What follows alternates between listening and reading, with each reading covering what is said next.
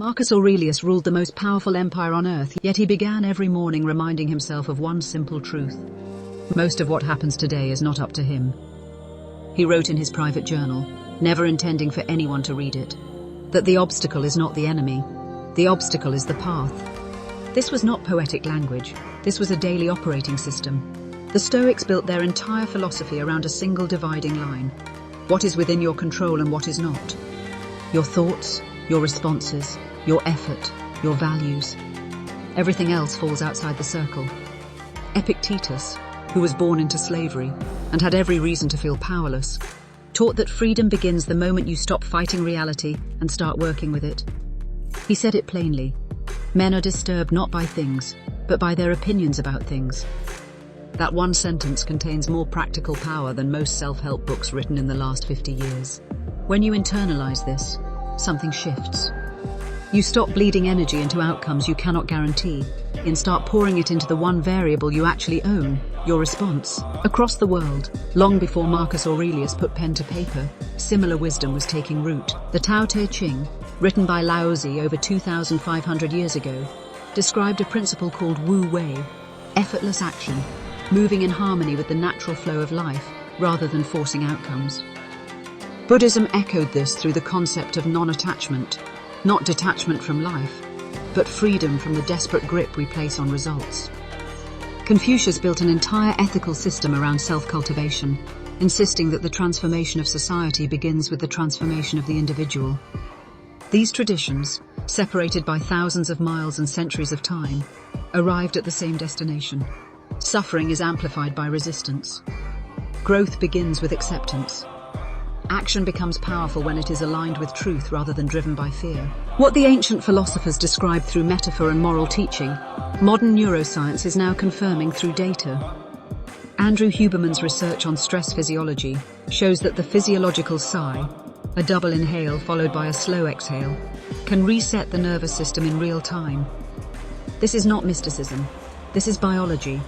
Naval Ravikant, one of the most respected thinkers in modern entrepreneurship, has said that the greatest superpower of the 21st century is learning to be alone with your thoughts without reaching for distraction.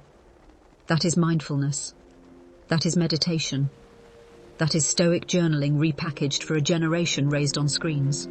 Jim Rohn spent decades teaching that success is nothing more than a few simple disciplines practiced every day. Brian Tracy built entire methodologies around the compound effect of consistent, intentional habits.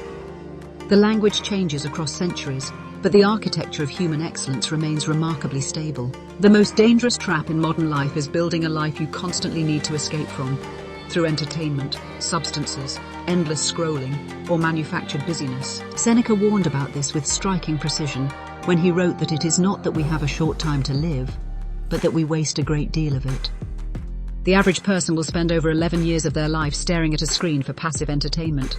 11 years. The Stoics called this squandering the gift. Essentialism, as Greg McKeown defines it, is the disciplined pursuit of less but better. Minimalism is not about owning fewer things.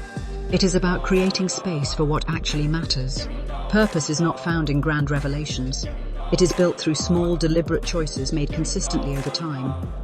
Aristotle called this eudaimonia, flourishing, not happiness as a feeling, but as a way of functioning. The goal is not to feel good. The goal is to live well.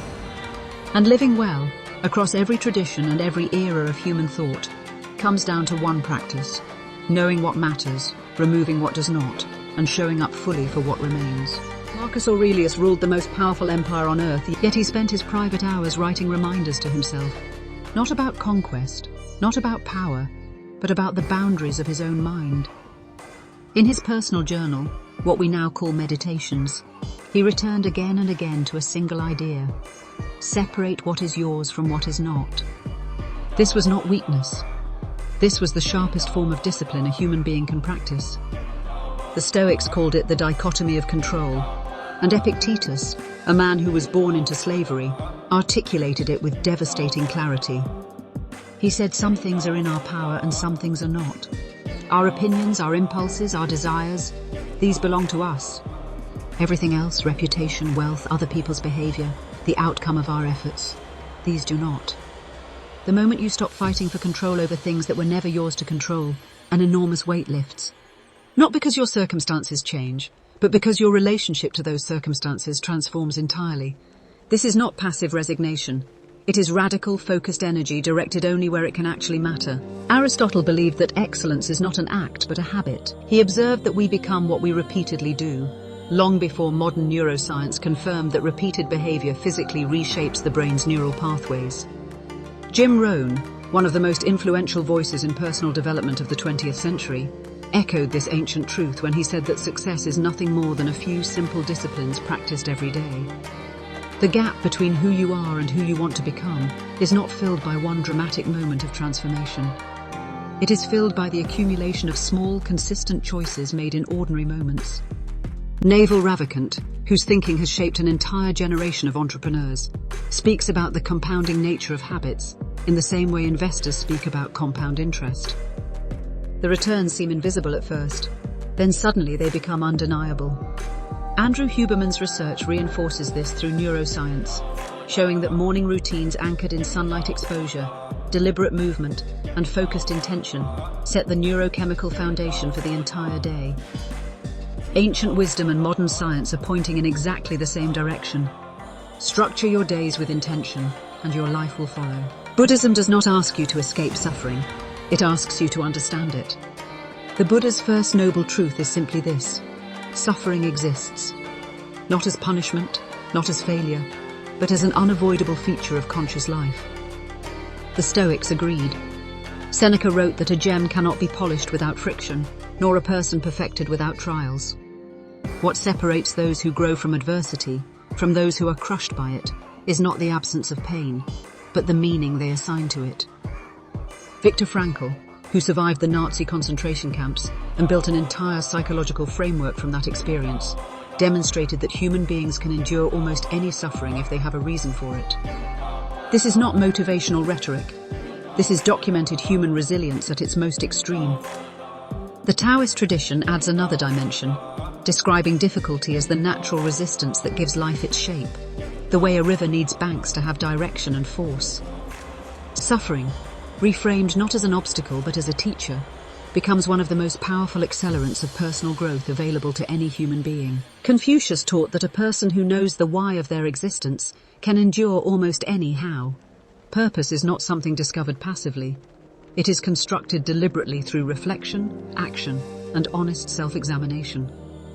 Brian Tracy spent decades studying high achievers and consistently found that clarity of purpose was the single greatest predictor of long-term success.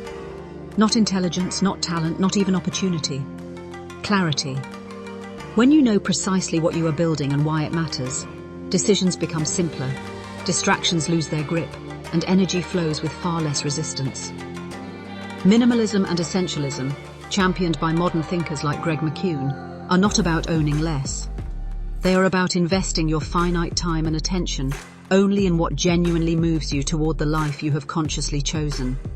Gratitude research from positive psychology consistently shows that people who regularly acknowledge what already holds meaning in their lives report higher motivation, stronger resilience, and deeper satisfaction. Purpose is not a destination. It is a daily practice of choosing, again and again, what truly matters.